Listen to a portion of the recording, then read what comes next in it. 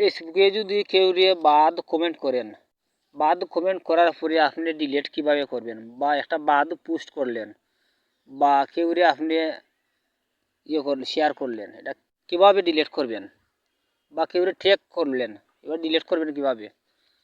এখন একটি কমেন্ট করছেন একজনের পোস্ট, এখন বাদ কমেন্ট এটা হয়ে গেছে, আপনার মনে হয়েছে যেটা আমি কমেন্টটা বাদ করছি, কীভাবে ডিলিট করব।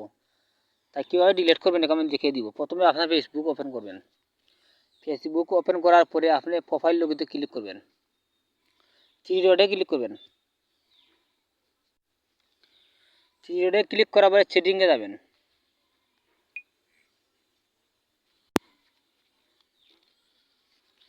সেটিংয়ে যাওয়ার পরে কিছু নিচের দিকে যাবেন।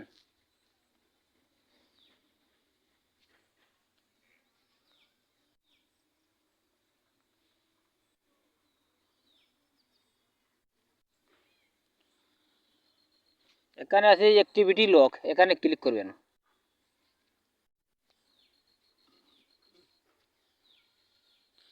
এখানে যাওয়ার পরে এখানে লাইফ আছে, লাইফে ক্লিক করবেন।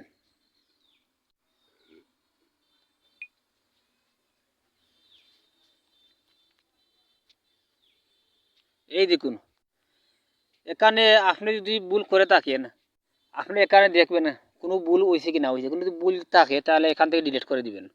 এখানে ডিলেটের অপশন আছে, এখানে ডিলিট করে দিবেন। এখান থেকে বেগে যাবেন, এখানে আছে ট্যাগ, ট্যাগে ক্লিক করবেন। ট্যাগে ক্লিক করে এখানে যদি ট্যাগ করে থাকেন আপনি এখানে ডিলিট করতে পারবেন, তাই এটা ডিলিট করে নেবেন। তাই বেগে যাবেন, এখানে আছে পোস্ট, পোস্টে ক্লিক করবেন।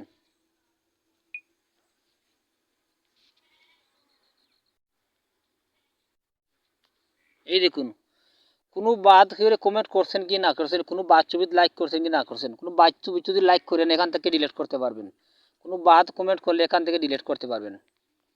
তাই আপনারা ডিলিট করে নেবেন।